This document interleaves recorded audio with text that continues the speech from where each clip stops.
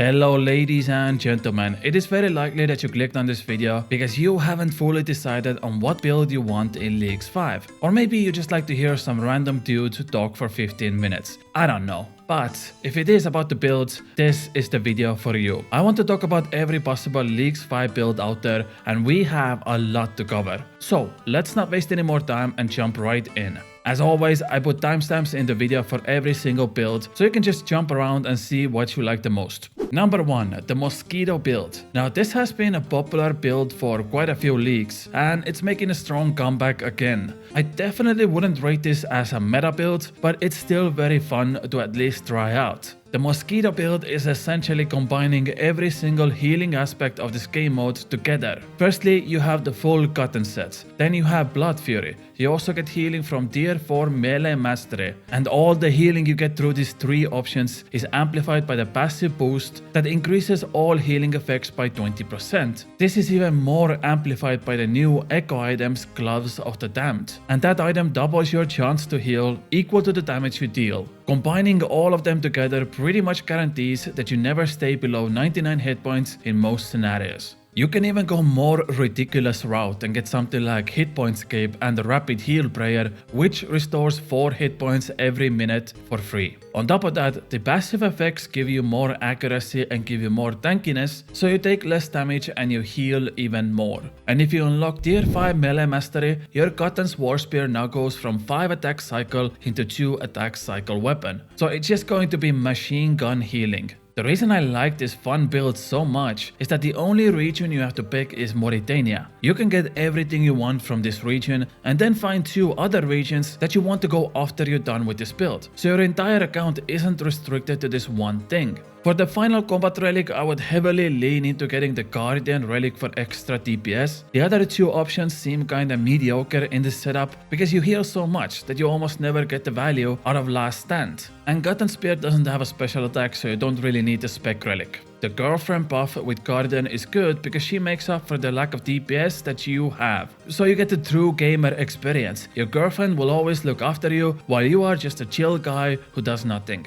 Overall, I would say this right away, it's not the best build out there, but it's super fun, and if you're a vampire, this is like Fetish 101. You just keep sucking everyone off. Okay, let's go next build. Number 2, the beginner friendly PVM build. Now, what I've seen a lot in this leagues is actually new faces. People who haven't really played leagues before, but want to try it out. The problem is all the choices you have to make, and it could be overwhelming, especially if you just started PVMing and you see all these numbers in front of you. But there is a very easy build that anyone can do, and it could help you out getting into PVMing. Number 1, as always, you need to pick 3 regions. As much as people have said things about Kandarin, I still think it's the perfect first option for someone who wants to get into the vibe of leagues. Majority of the tasks in Kandarin are very easy to complete. They are mostly just skilling, and if you're a beginner player, Kandarin only has 2 bosses, Thermi and Kraken, which both are Slayer bosses and super easy to defeat. It's a perfect start for someone who just wants to explore easy PVM options. The second region I would pick is Kurend. It has a few good minigames. The Echo boss in Kurend drops the absolute perfect weapon that a beginner friendly player would love. It fills the role of all 3 combat styles, and it also has a raid that can be the final challenge in your road after you've done everything else in the game.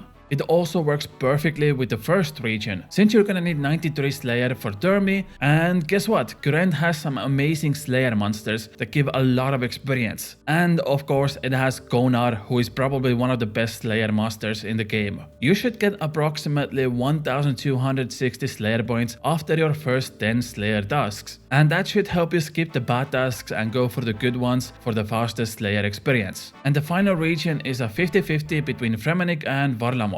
Now, Varlamore has the hardest boss in the game, which a beginner player probably can't complete, but everything else in Varlamore is a paradise for that player. Fremennik is always a good option no matter what, just because of the Echo items you can get there. The only downside is that Echo Tagana Kings are a master tier Echo boss, which means a beginner player may or may not struggle there. Also, the bosses in Fremennik are mechanically a bit harder than Varlamore, like Vorkat and Mospa, so you have to make a decision there. Do you want a better challenge or do you want to play it safe? So, Kandarin first choice, Kurend second choice, and then try to find your optimal final region. Maybe instead of going Fremennik and Varlamor, you instead want to go to something like Ascarnia and make use of the good Slayer options out there, because Cerberus is also 91 Slayer. When it comes to masteries, I would focus on ranged or magic. It's widely considered that range is the most powerful combat style this leagues, and it makes everything much more easier, especially when you get to that tier 6 combat mastery and you can't miss anymore.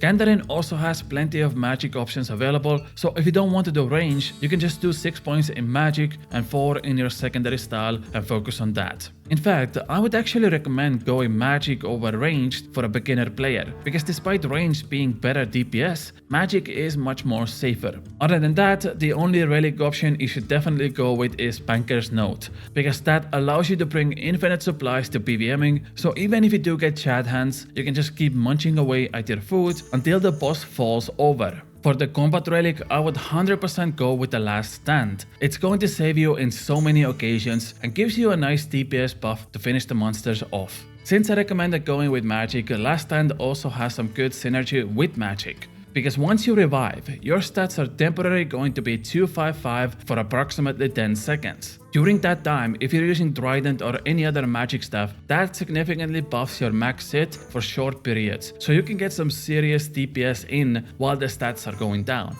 But most important thing, if you're a beginner, don't be afraid to lose and try again. Everyone has gone through this same cycle, and honestly, experimenting is the best way to learn RuneScape. Oh, by the way, side note here, I noticed a lot of new faces with Leagues 5 coming around, but around 80% of my viewers are not subscribed. So if you want to see my Leagues 5 journey this year, consider helping me out and subscribing to see the latest videos. Thank you very much. Okay, let's jump to the opposite end of that build now, from a beginner friendly build to one of the best hybrid builds out there. It's the melee hybrid 550 build with the Run 1 as its main region. Now, I talked about this plenty before, but the crystal armor is without a doubt going to be the best melee armor in this leagues. And the best part is, it also supports using BOFA and ranged. So by going 5 masteries into melee and 5 into range, you get this incredibly powerful setup that is gonna go through everything in its way. Basically, you get the best of both worlds. The other two would be something like Fremennik as a support region, and the final region would be something like Mauritania for endgame raiding and PVM, or maybe you want to go Wilderness for that Kopage full melee fantasy build. For relic options, something like Grimoire is pretty powerful, since you don't have access to any of these power-ups otherwise. Also, since it is a hybrid build, Grimoire unlocks both piety and rigor for you, and that increases your DPS even more. Usually I am a big advocate for Banker's Notes, but I think this is one of those cases where Total Recall is actually a better option. A lot of the monsters you're gonna fight in the Run 1, Fremennik, Wilderness and Mauritania are not instanced, which means you can regenerate your stats and constantly go in and out for best DPS. And for the final relic choice, this is actually one of those builds where you can go all 3 choices. Last Stand is pretty good, the Guardian Girlfriend adds more DPS, and if you're going something like Wilderness, I imagine the special attack relic on a weapon like the Kopage is going to be absolutely nasty. This build gives you a lot of options, so choose whatever combat relic you want the most. Other than that, your progression should be pretty linear. Since there is a 32 times combat experience multiplier, it's gonna be pretty easy to get your combat stats to 90s in the first few days. You shouldn't leave Gauntlet until you have the full armor and both enhanced seeds. One for BOFA and one for Salap Blade.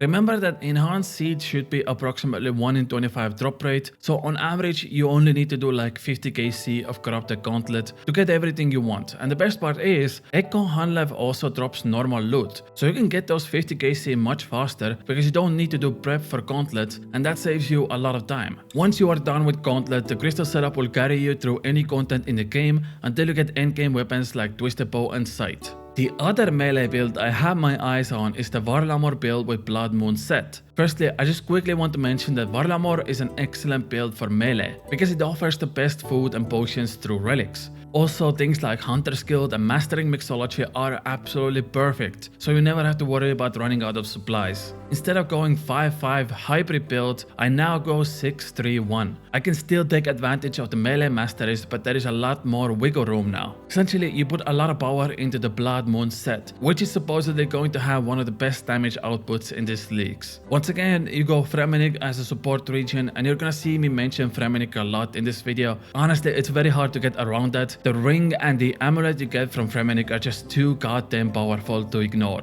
So you have Varlamor for Blood Moon set and Fremenic to give it more oomph, and then the final region once again should be either Mauritania or maybe even something like Current. Personally, I am leaning more towards Mauritania, and that's also the reason I went with 631, because you're gonna get all 3 Perelius Moon sets from Varlamor and Barrows items from Mauritania, so putting few points into magic and range could help you out with your secondary style. And if you get tired of Blood Moon set, you can just get the full Darok from Mauritania and start slapping 300s and 400s with 1 hit points left.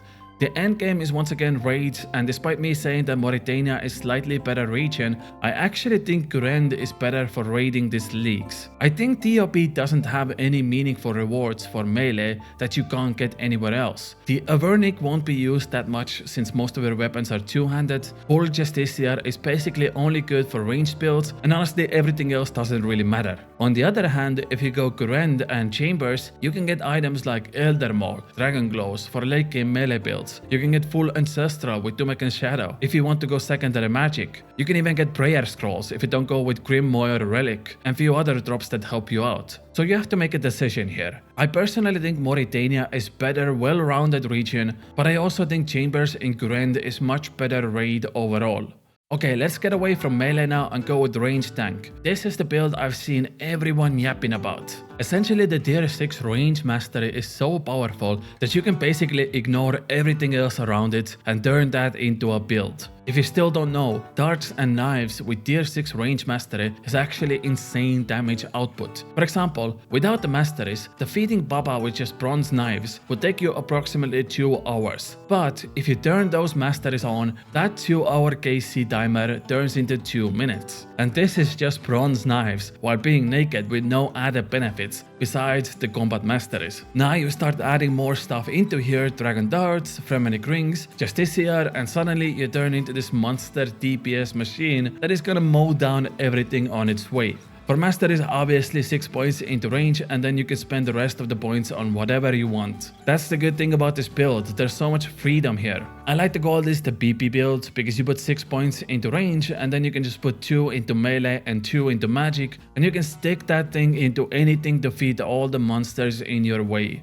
This is the most powerful BP in the world. For regions, I would pick Fremenic. It gives you access to Vorkat, which has the best supplies for Dragon Darts. It also gives you access to Ava's Assembler, so you don't lose those darts. And you get the ring plus amulet from Echo Dagon Kings for most amount of range strength. And from there, you can really pick whatever you think is the most fun. This is the most OP build out there, so I would definitely recommend getting a region with at least 1 raid in it. Mauritania is a good choice for Justiciar, but it's not a must-have, it's just very powerful. If you want to smith your own darts, you can also go Desert, in which case I would recommend picking the Power Mining Relic that gives you smithing bars for free. And then you can turn those bars into dart tips. Desert also has Drygore Blowpipe, and that is perfect for ranging, so you kinda get 2 in 1 with this region. One thing I thought about was using Heavy Ballista. I think it's a serious contester for a really powerful weapon, especially if you're going max range setup. The only downside is that you have to pick Kandarin for Heavy Ballista, but if you want something different to the normal build, this could be the answer.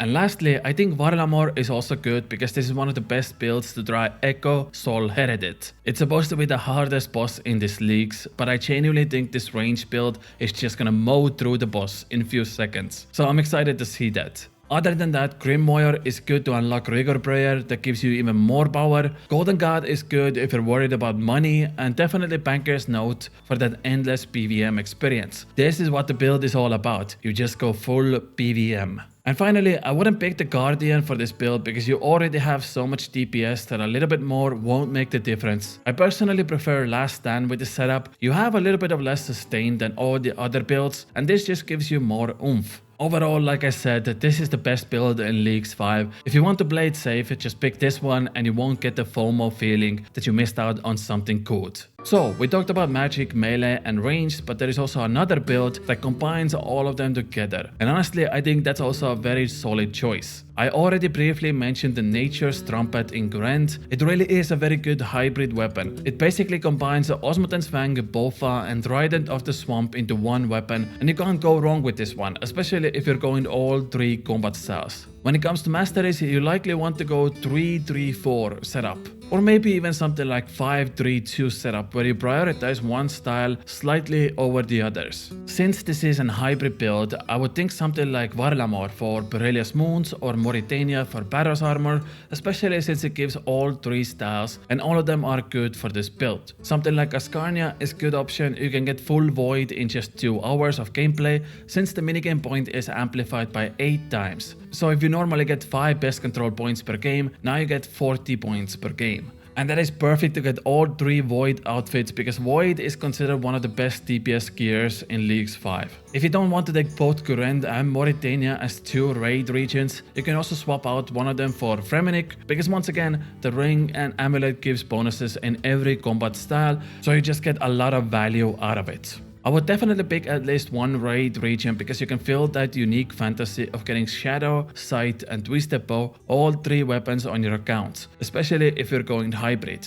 Since you can't get duplicates this leagues because you can choose your own mega rare weapons through this magic toilet paper, this could be a really decent endgame goal to have. For relics, once again, I think Grimoire is very good because if you're using all 3 combat styles, having Rigor, Piety and Augury with all the spellbooks unlocked is extremely good value. Also keep in mind, you're probably gonna spend a lot of money with this setup. So something like Golden God to get you 99 magic, 99 prayer and infinite money could be a solid choice. And finally, if you're going Ascarnia for the full Void setup, you likely are going to be getting the Dog Sword as well at some point, which means getting the special attack relic with this build gets you a lot of value. But you also can't go wrong with Last Stand in this setup, so pick one of the options that you will enjoy the most. Overall, this is the build you go when you want to explore everything this league has to offer, but also keep in mind that you will slightly lose some DPS because you divide all of your power up between different combat styles instead of focusing on one single style. But that's okay, you're still going to be very strong once everything comes alive.